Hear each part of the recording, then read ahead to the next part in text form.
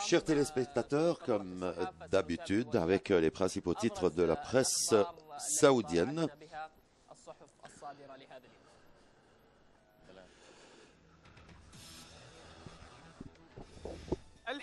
Al-Hayat, nous sommes une nation qui traite avec l'autre avec solidarité et qui refuse le monopole. Sabr, le ministre de l'Intérieur, examine les plans sécuritaires pour le deuxième jour de Tashriq. Al-Watan, Al-Faisal, exécution de sécurité du système sécuritaire pour le pèlerinage. Al-Riyad, le ministre du pèlerinage, le serviteur des saintes mosquées, adresse une stratégie globale sur 25 ans, prochaines 25 ans, pour les prochaines 25 années.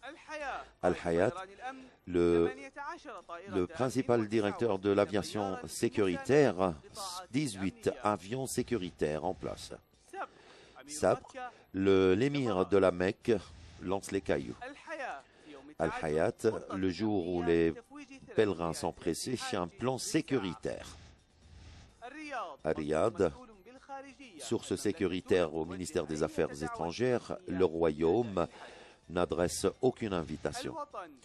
Al-Watan, le plan de la route, chaque pèlerin a un projet pour l'orientation électronique.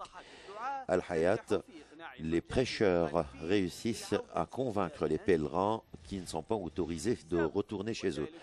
Sabr, les moyens de technique envahissent les campements des femmes pour ce pèlerinage. Riyad, le ministère des municipalités, 109 millions de pèlerins et de travailleurs, de fonctionnaires viennent pour la lapidation de la stèle. Al-Hayat, l'Italie, Vlinchan, concrétise l'orientation pour sa famille catholique.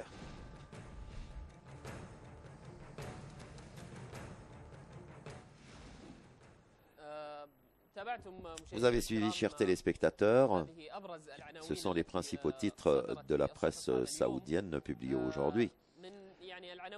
Parmi les titres captifs, le titre du journal Al-Hayat sur l'Italien qui évoque Dieu pour sa famille catholique. Pour ces détails, le pèlerin italien est venu sur les sites, sur les lieux saints. Il est venu après se convertir dans l'islam l'année dernière. Il ajoute que c'était sa vision et sa conviction avant même l'islam. Et il était catholique qui croient au Dieu et le Fils et le Saint-Esprit. Donc jusqu'à la fin de cette information, les journaux saoudiens, vous avez ces jours, surtout pendant la saison de pèlerinage, veulent prendre ces histoires humanitaires afin de les publier. Nous savons également qu'il y a des milliers comme cette histoire et la presse saoudienne publie ce genre d'histoire. Parmi les informations du journal Al-Riyad, le ministre du pèlerinage, le serviteur des saintes mosquées, il adresse une stratégie globale pour des 25 prochaines années et pour l'amélioration des services aux pèlerins. Nous allons détailler cette information pendant la partie d'aujourd'hui sur la table du pèlerinage. Également, il y a le ministère de l'Intérieur qui examine tous les plans sécuritaires au deuxième jour de Tashriq. Il a examiné tous les plans avec tous les responsables sécuritaires pour le 12e jour de Dhul Hijjah aujourd'hui, et également la guidance des pèlerins vers la Sainte Mosquée. Cet examen s'est déroulé dans le centre de la direction, en participation, en présence de Saad Khlewi qui était absent hier lors de cette réunion d'aujourd'hui, Parmi les informations également, les moyens de technique envahissent les campements des femmes pour le pèlerinage de cette année. En réalité, les communications et les techniques utilisées, employées lors du pèlerinage, les sociétés essayent également d'imposer leurs produits de meilleure qualité, leurs meilleurs services. Et ceci qui veut dire c'est l'un des revenus économiques, les plus importants revenus économiques. Le prince de la Mecque lapide les stèles le prince de l'émir Khaled el-Faisal de la Mecque a participé à la lapidation des stèles avec des milliers de pèlerins et des centaines de milliers de pèlerins. Ce jour de Tashriq a lancé les cailloux, ont commencé la lapidation de la stèle. Le prince Khaled el-Faisal avait organisé une conférence de presse où il a souligné la réussite de la saison de pèlerinage. Également, il a félicité la direction.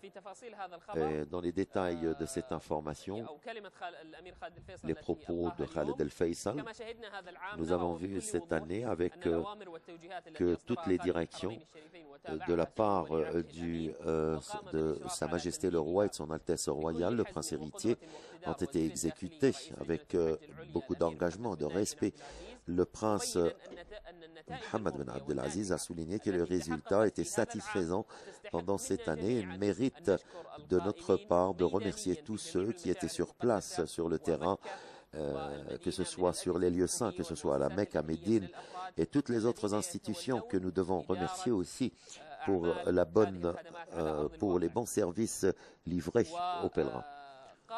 Il a souligné également à tous les employés publics et les volontaires, et en les remerciant, et également il a souligné qu'il est fier d'eux.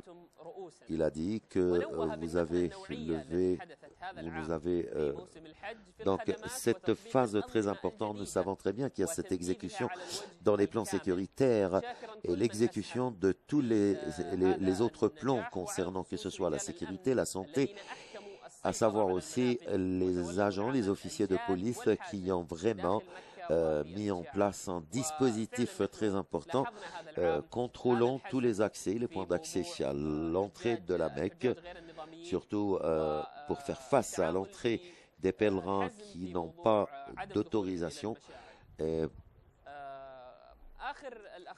Les dernières informations aussi, le serviteur de Sainte Mosquée a souligné que nous sommes une nation qui traite avec l'autre tête à tête et qui refuse d'être le monopole. Ces propos sont venus à l'instar de l'accueil de Son Altesse Royale avec tous les principaux dirigeants et les dirigeants et également les délégations de pèlerinage dans le monde. Nous allons prendre le reportage qui est avec nous. Donc, Yahya Zahrani, le guide des forces spéciales de la Mosquée Sainte. Bienvenue, bienvenue colonel, bienvenue à vous tous. Comment décrivez-vous le départ des pèlerins vers la Sainte Mosquée pour effectuer la circumambulation d'adieu, ensuite la procession autour de Marwa et de Safa. Au nom de Dieu, le tout miséricordieux, le très miséricordieux, que la paix soit sur notre paix et messager de Dieu, Mohammed. En réalité, de Mina jusqu'à la Sainte Mosquée, jusqu'à présent, nous remercions Dieu, se passe avec fluidité, tranquillité, et ceci grâce à Dieu et grâce également aux efforts de tous les officiers de la police et de la sécurité. Donc, je remarque qu'il y a également tous ces pèlerins au premier étage qui se trouvent sur l'esplanade de la Mosquée Sainte et de la demeure sainte. Et avant également la prière du Maghreb, nous remercions Dieu que les choses se déroulent bien comme il faut autour des lieux saints et autour de la demeure sainte, ou peut-être au premier étage, ou même sur le roof de la demeure. Comment voyez-vous le rôle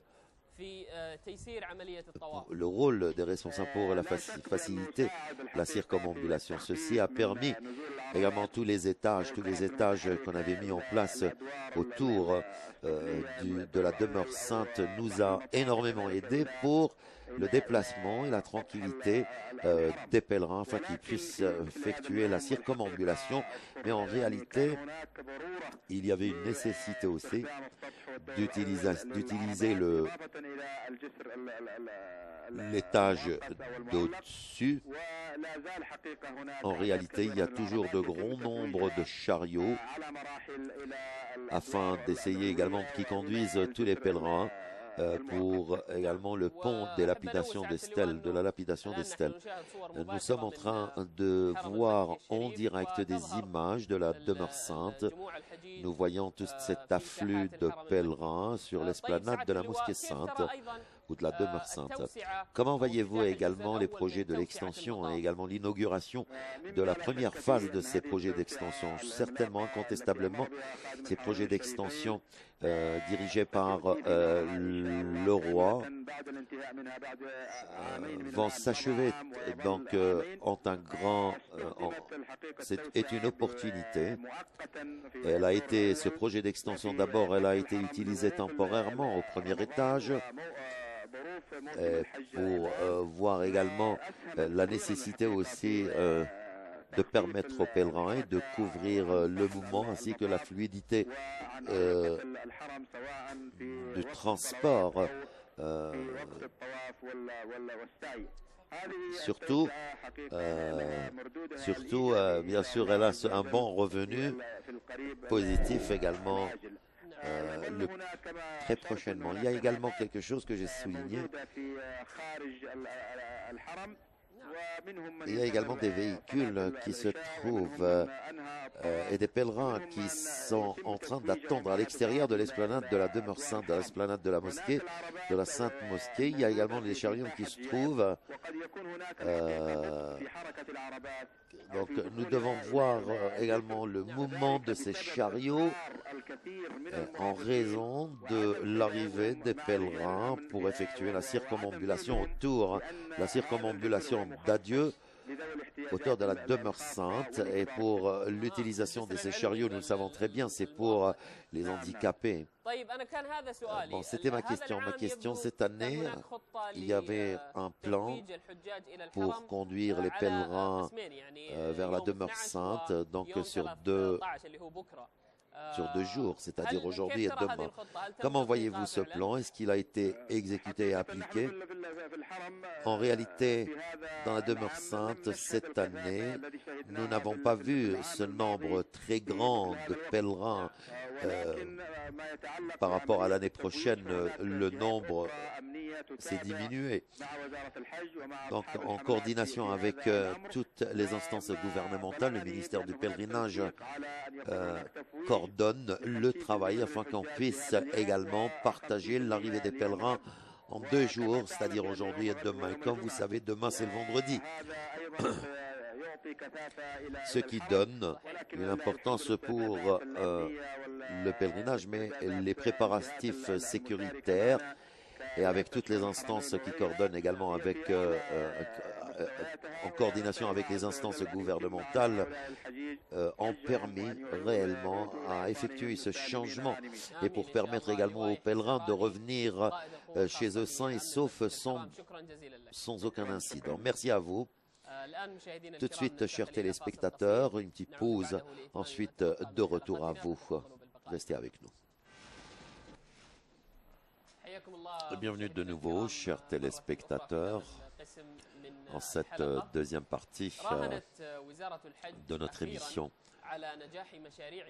Le ministère du Pèlerinage s'est félicité également de la réussite de la saison de pèlerinage cette année, soulignant que le ministère ne cessera point de développer tous ses services dans plusieurs domaines. Pour discuter de ce sujet, nous avons avec nous au studio le délégué du ministère de pèlerinage, le docteur Sahel Ben Hamdallah Saddam. Bienvenue à vous. Dr Sahel, merci, bienvenue à toi, bonne fête et je suis très heureux d'être parmi vous ainsi qu'avec tous les fidèles téléspectateurs en ces jours bénis. Tout d'abord, docteur, nous voulons parler des préparations, des préparatifs au ministère du pèlerinage pour cette saison de pèlerinage couronnée de succès. Comment décrivez-vous toutes les opérations de préparation de cette saison? Après, le ministère a commencé par la préparation de la saison de pèlerinage 1434 depuis le début de cette année. Et tous ces préparatifs nous ont permis également de voir tous les résultats de la saison de pèlerinage après avoir révisé tous les résultats de la saison de pèlerinage de l'année dernière, afin de mettre en place des plans de travail très clairs pour éviter tous les points négatifs, que ce soit à l'intérieur du ministère et également en coordination avec toutes les autres instances et toutes les autres sociétés pour le service de la guidance. Donc, vous savez très bien que la saison de pèlerinage regroupe toutes les instances gouvernementales sous le même parapluie et également pour tenir des rencontres annuelles avec tous les autres.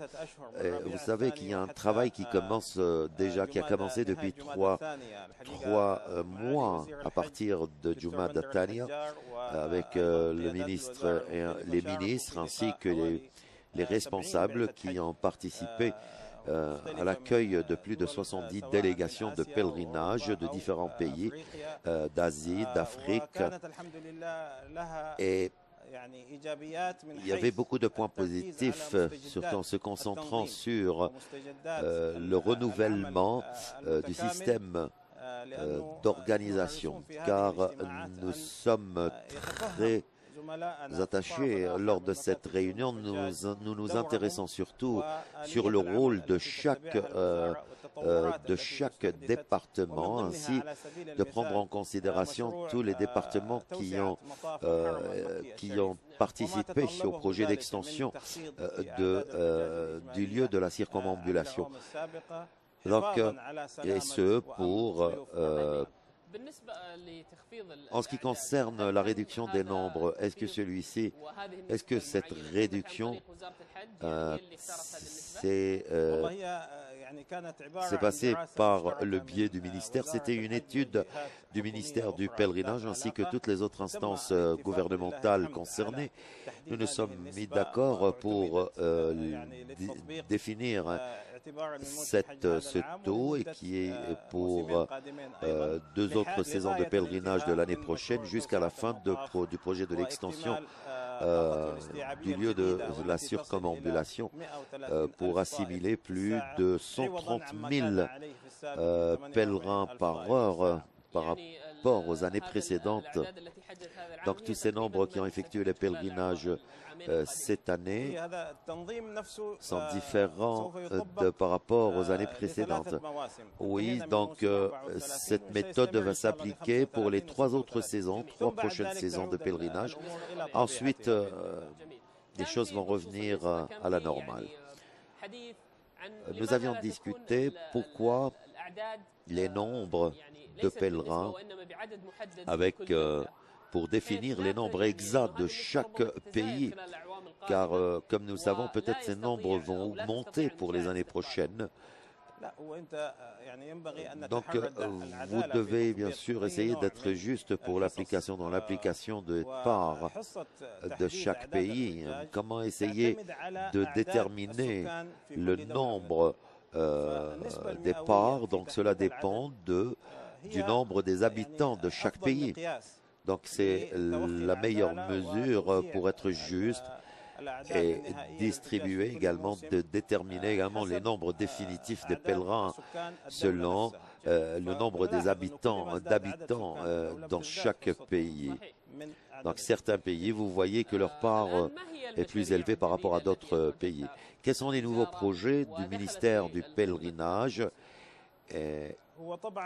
qui ont été mis en place cette saison de pèlerinage.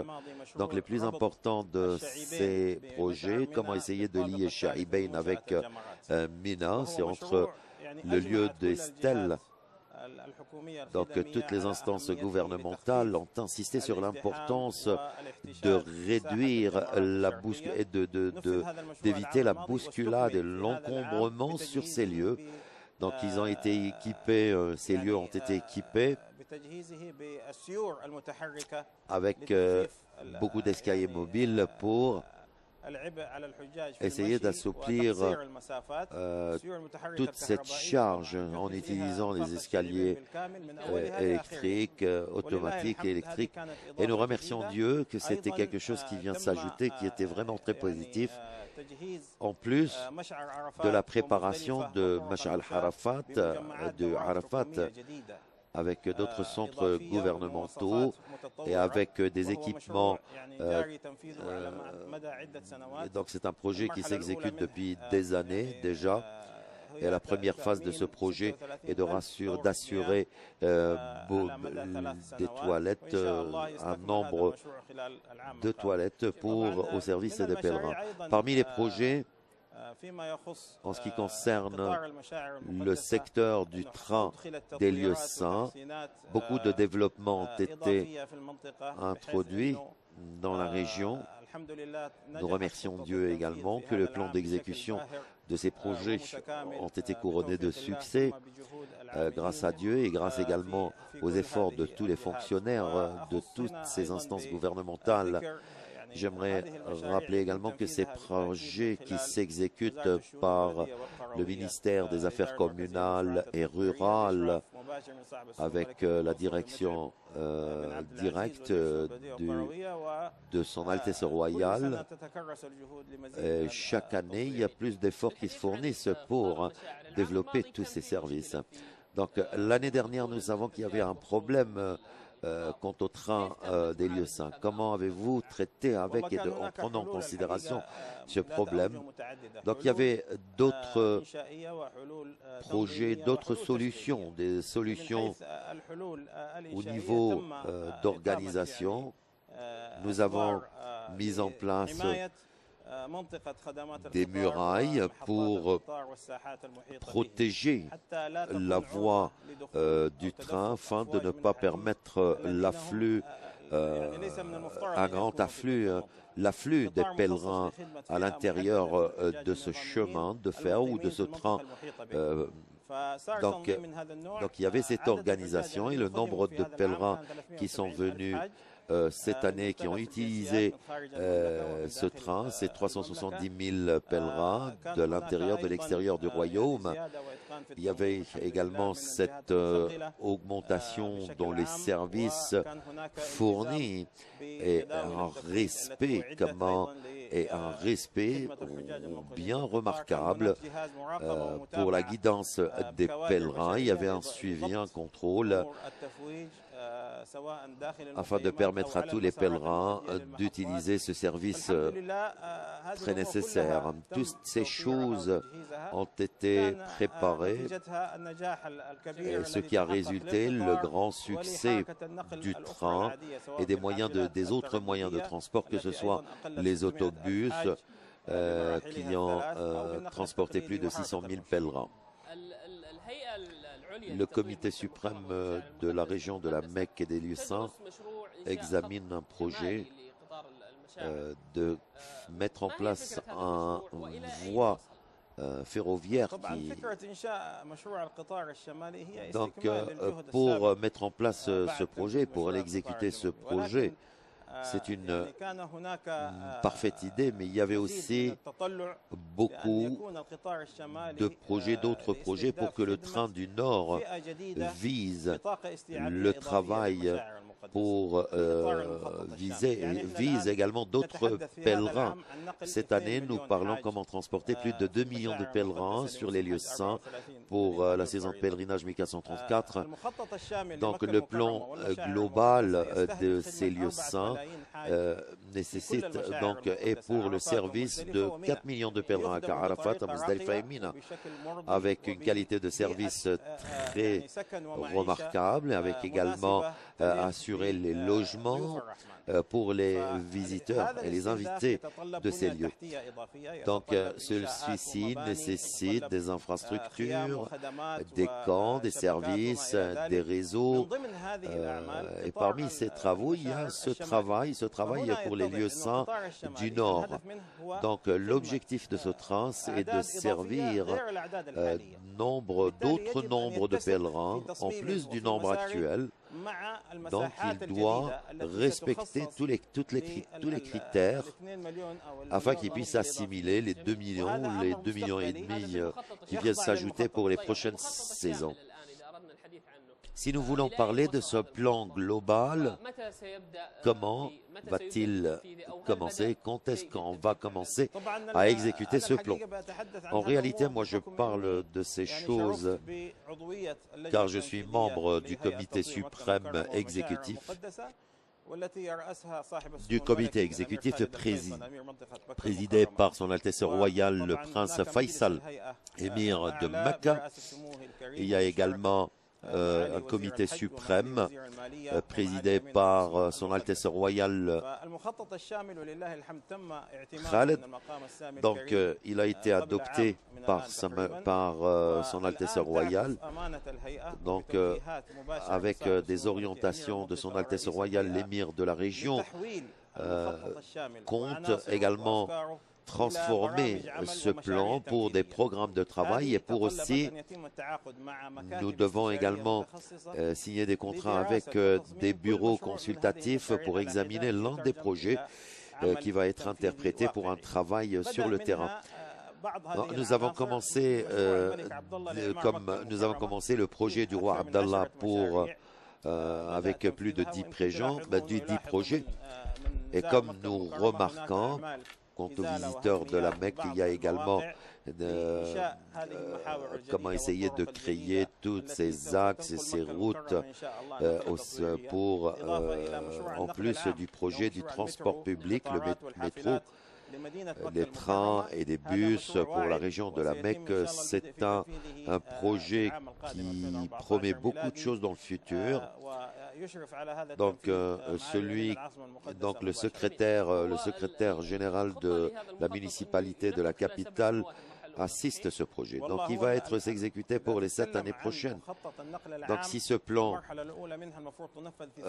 nous devons l'exécuter normalement dans 3 années, mais le plan global, c'est un sujet afin qu'il soit complémentaire afin qu'il s'achève en 2000 et sur différentes phases. Normalement,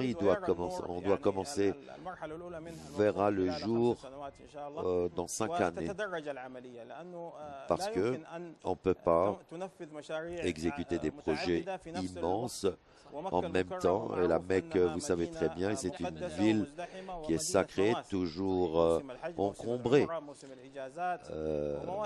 Il y a beaucoup de saisons de pèlerinage, saison de la Umrah, tout le temps. Nous allons prendre une petite pause et de retour à vous, chers téléspectateurs, restez avec nous.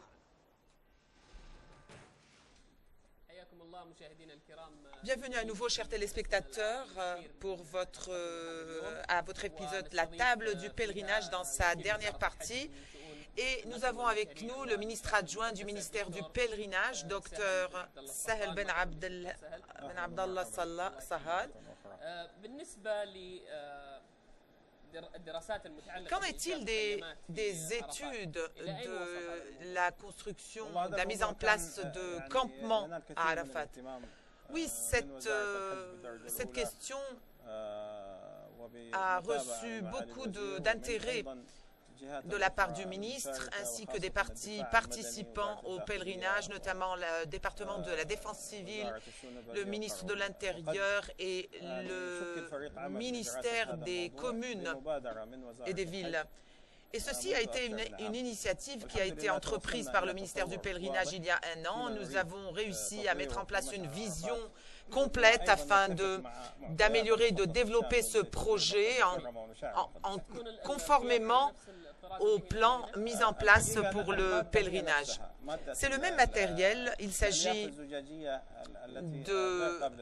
de fibres en glace et qui vont être similaires au matériel utilisé dans les campements des salles du pèlerinage à l'aéroport du roi Abdelaziz. Et ceci va nous permettre d'avoir un plus grand espace et va assurer la protection de l'infrastructure de Arafat, du site sacré de Arafat. Il y a des routes, il y a des routes pour piétons et également beaucoup de questions qui vont venir en service aux pèlerins. Donc la construction de ces campements vont faire en sorte de protéger les centres sanitaires, le centre du Croissant Rouge et d'autres camps de logement des pèlerins avec tous les équipements qui vont être protégés, qui vont être préservés. Et en plus des camps contre les incendies, qui va également permettre d'assimiler plus et d'absorber beaucoup plus de pèlerins qui passent la saison du pèlerinage sur les sites sacrés. Ces camps vont se construire sur plusieurs étages. Est-ce que ceci est vrai? Le camp ne va pas se construire sur plusieurs étages, mais nous pouvons peut-être avoir un deuxième étage afin d'élargir l'espace et ensuite développer l'infrastructure nécessaire. Nous proposons également au sein du comité que la mise en exécution du plan préparatif commence dans la partie sud du site de Arafat, à côté du train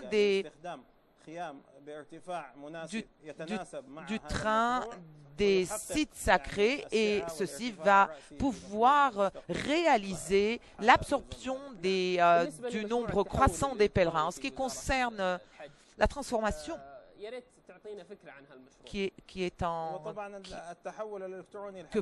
à laquelle vous aspirez dans le domaine électronique, ceci rentre sous le parapluie du développement de la technologie de l'information, et le ministère du pèlerinage, en collaboration avec les autres instances gouvernementales, travaille d'arrache-pied depuis les années précédentes, en collaboration également avec l'instance de YES de facilitation, a déployé de grands efforts et des standards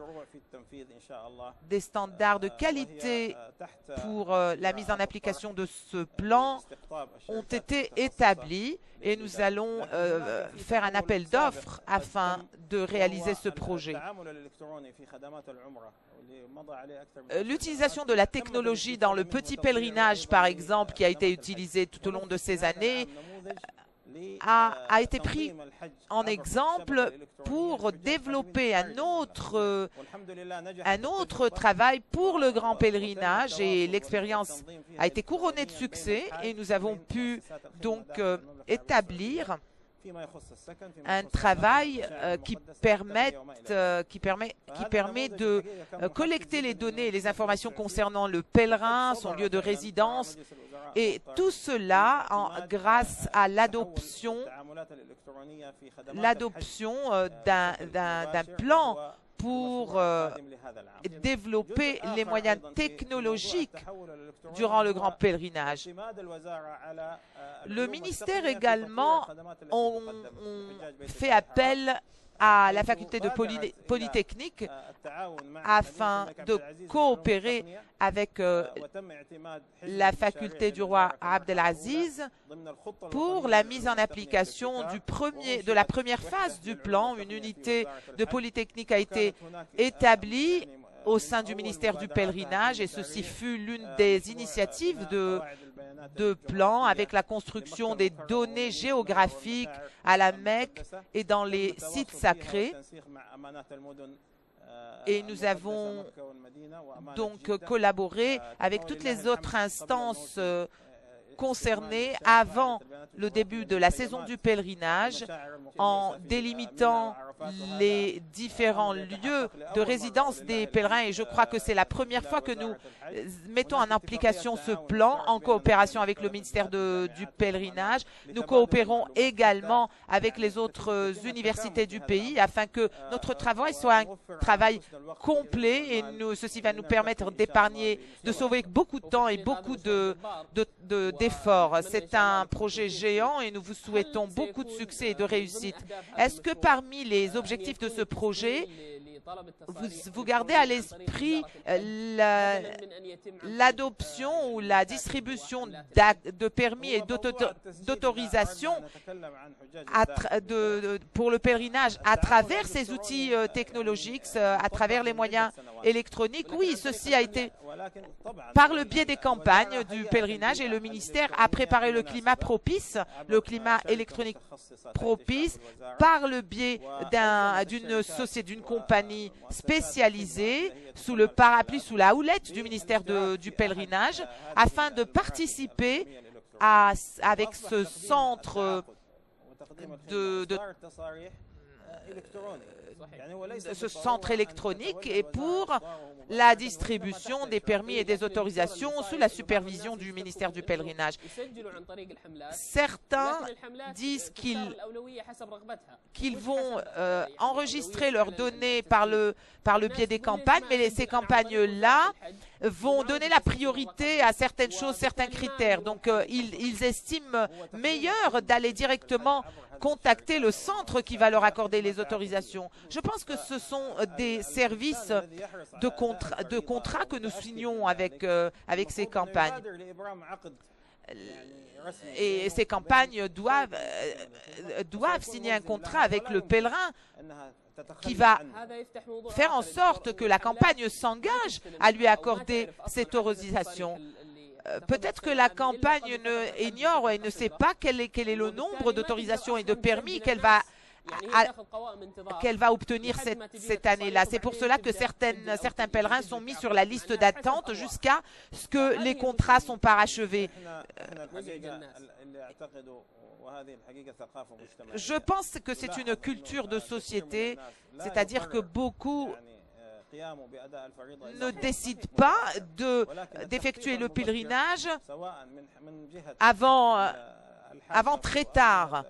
Donc c'est pour cela que la campagne et la société ou la compagnie qui présente ce service devrait sensibiliser et éduquer le pèlerin du temps et de la période durant laquelle la décision d'effectuer le pèlerinage doit être prise afin de permettre une meilleure organisation. Donc, le travail d'organisation des pèlerins de l'extérieur dont le nombre est estimé à 1 million et plus de 100 000 pèlerins sont organisés de manière très fluide, tandis que les pèlerins de l'intérieur avec les pèlerins de l'intérieur, nous avons des difficultés d'organisation, ce qui nous incite à nous arrêter un peu et à essayer de réfléchir quelle est la meilleure manière de faire en sorte que cette organisation se fasse de manière flexible, afin d'éviter beaucoup de problèmes également, aussi bien aux pèlerins et à la compagnie. Et c'est ceci que nous essayons, c'est ce genre d'organisation que nous avons essayé d'adopter le plus tôt possible. Docteur Sahel Ben Abdallah Sabban, adjoint du ministère du pèlerinage, merci de votre présence avec nous aujourd'hui et nous vous souhaitons beaucoup de succès et de réussite et félicitations pour la saison du pèlerinage et pour le travail que vous avez accompli. Je saisis cette occasion afin de féliciter le serviteur des 2 mosquées saintes, le roi Abdallah Ben Abdelaziz et son Altesse royale Salman Ben Abdelaziz et Migran Ben Abdelaziz et son Altesse royale le ministre de l'Intérieur Mohammed Ben Naïf Ben Abdelaziz et son Altesse Royale, le prince de la Mecque, le prince Faisal. Félicitations également pour le ministre du pèlerinage pour le travail extraordinaire qu'ils ont accompli durant cette saison du pèlerinage 1434 de l'Hégire. Merci infiniment. Nous allons suivre ce reportage qui met l'accent sur l'adieu fait par les pèlerins.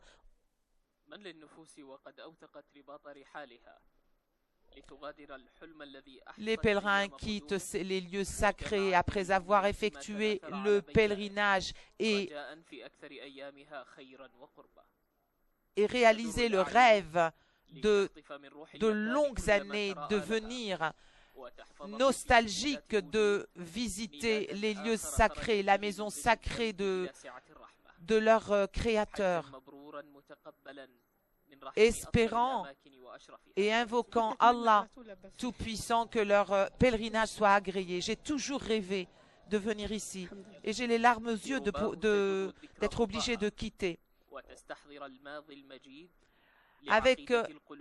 Avec un regard sur le passé de nos prédécesseurs qui sont venus dans ces territoires sacrés et qui ont effectué le pèlerinage, à l'instar des pèlerins ici qui affluent sur les territoires sacrés chaque année. C'est un rêve qui est enfin devenu réalité. Je remercie Allah, gloire à lui, pour m'avoir donné cette occasion. C'est le rêve de toute une vie venu ici est devenu réalité sur les territoires sacrés où Allah ne distingue pas entre pauvres et riches. Depuis 9 ans, je rêvais de venir ici. Dieu soit loué, je suis venu, j'ai effectué le pèlerinage. Louange à Allah. N'importe quel musulman a ce rêve de venir sur le territoire sacré. Et nous sommes tous nostalgiques de revenir plusieurs fois. Des messages enveloppés de sincérité et qui se sont empressés d'atteindre les cieux. Les pèlerins se préparent à quitter, emportant des cadeaux et des souvenirs pour leurs proches, invoquant le Tout-Clément de donner la chance à d'autres de pouvoir venir dans les territoires sacrés.